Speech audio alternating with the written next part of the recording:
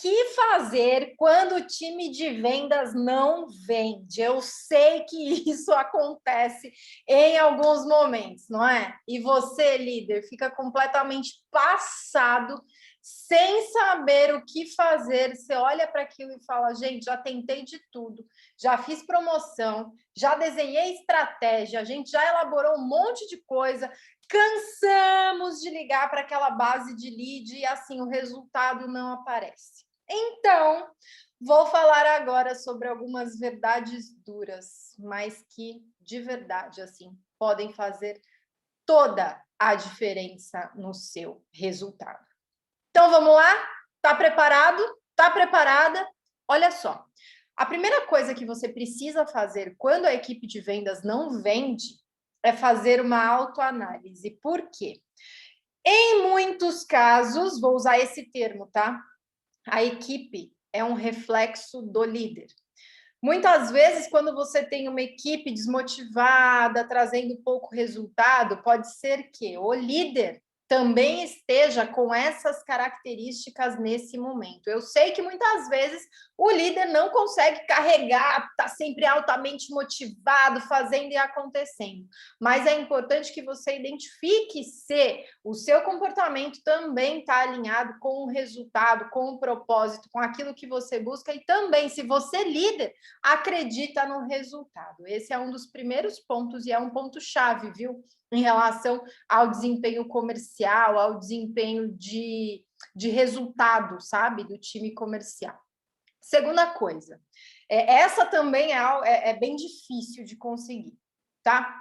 Você precisa olhar para cada pessoa do seu time e dar uma nota de 0 a 10. Olha para cada um e dá a nota de 0 a 10. Olha só, tá. Depois que você der a nota de 0 a 10 para cada pessoa do seu time, você tira a média. E aí você começa a observar as pessoas que estão abaixo dessa média. Possivelmente são pessoas que são muito boazinhas, muito bacanas, que trazem um certo conforto, uma certa paz, mas pode ser que essas pessoas são aquelas que não trazem resultado comercial. E aí, o que eu recomendo que você faça é ou treina essa pessoa para que ela traga resultado financeiro também, não só resultado em relação a manter as pessoas, um clima bacana, ou ser uma pessoa legal com os clientes, ou você troca ela, porque de fato não dá para ter pessoas no time de vendas que não vendem, gente, a não ser que seja uma pessoa onde a função dela seja estritamente análise de números ou análise de processos ou qualquer coisa que não tenha que fazer a venda ali propriamente dita, senão você está com certeza perdendo dinheiro. Ou você realoca essa pessoa para alguma outra área, seja de sucesso do cliente, seja de primeiro atendimento, para levantar os dados iniciais do cliente, mas não deixa essa pessoa que é só boazinha ou que tem uma nota muito abaixo da média ali das outras pessoas e comece a entender se não é preciso trazer novas pessoas para dentro dessa equipe, pessoas com mais performance, ou pessoas de outro segmento, com outra experiência, para dar aquele chacoalhão na equipe, tá? Isso é bem importante. Um outro ponto que você precisa avaliar é entender o seu produto. Será que o seu produto ele tem se mantido exatamente o mesmo com o passar dos anos, sem nenhuma renovação, sem alguma mudança de ambiente, sem alguma mudança de entrega até? Às vezes o próprio produto ele se mantém exatamente como ele é, mas talvez a forma de entrega dele seja diferente. Vou trazer um exemplo aqui, tá? Vou trazer um exemplo de academia. Imagina só, durante muitos anos, as academias que têm várias atividades. Tem lá musculação, tem ginástica, tem aula de bike, tem aula de luta, tem natação.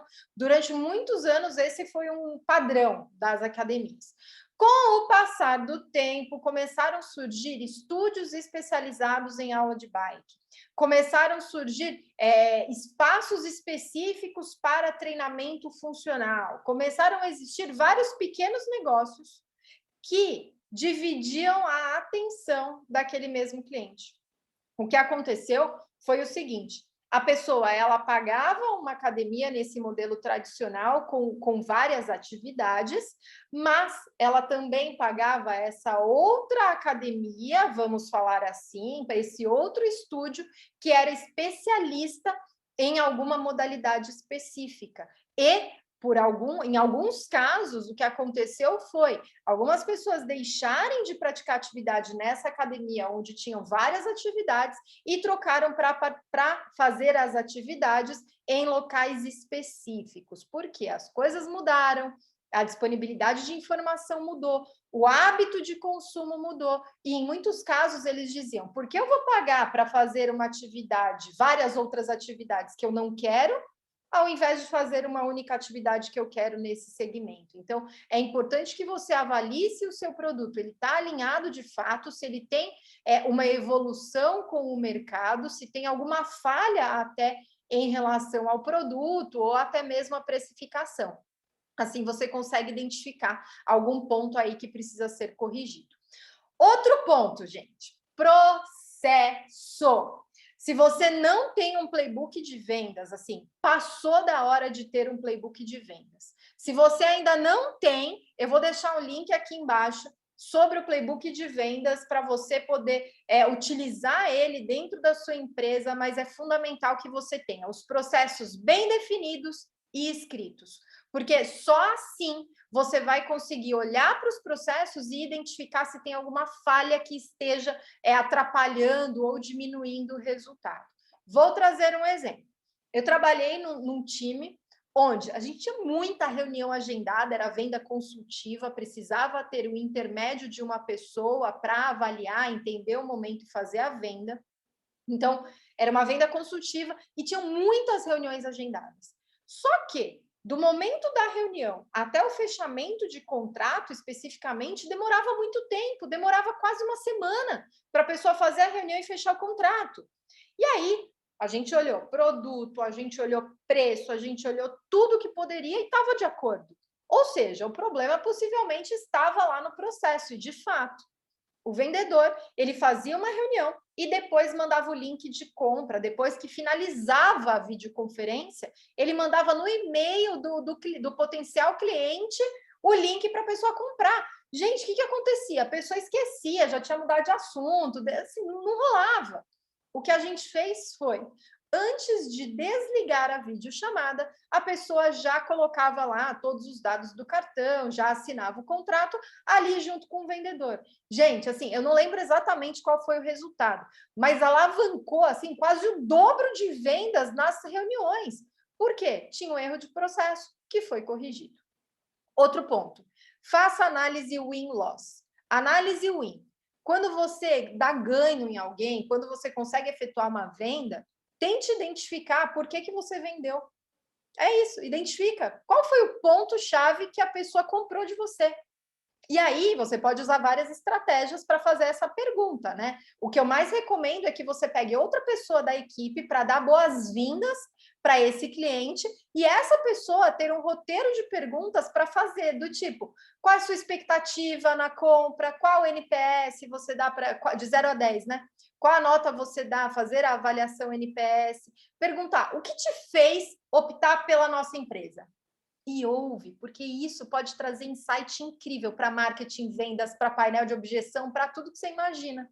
E a análise de loss é quando a pessoa não comprou e outra pessoa que não seja o vendedor, isso eu recomendo nesse caso especificamente, porque a pessoa pode não dizer a verdade para o vendedor, mas ligar e perguntar: oi, tudo bem? A gente está fazendo uma análise aqui e queria entender os motivos de você não ter comprado, né? E aí você consegue ir criando uma base sólida de motivos que fizeram as pessoas comprar e motivos que fizeram as pessoas não comprar. E fica muito mais fácil elaborar a estratégia. E nem vem com aquela história: ai, Nora, duvido que a pessoa vai me atender. Faz, elabora estratégia. Elabora as perguntas, faz uma abordagem direta, decente, coerente, conversa. Algumas podem até se recusar, mas eu garanto que se você estruturar isso dentro de um planejamento bem feito, com passo bem definido, as pessoas vão sim te trazer um monte de informação assim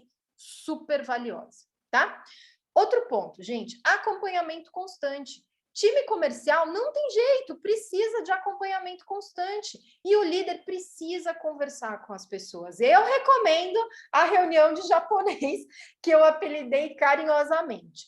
Porque é uma reunião onde, no começo do período, o líder fala com o liderado durante 3 minutos. O que vai acontecer hoje, qual é o plano de ação, como é que está o mapa de alta performance. Quem já me segue há algum tempo já sabe do que eu estou falando. É entender quais serão os desafios do vendedor naquele dia.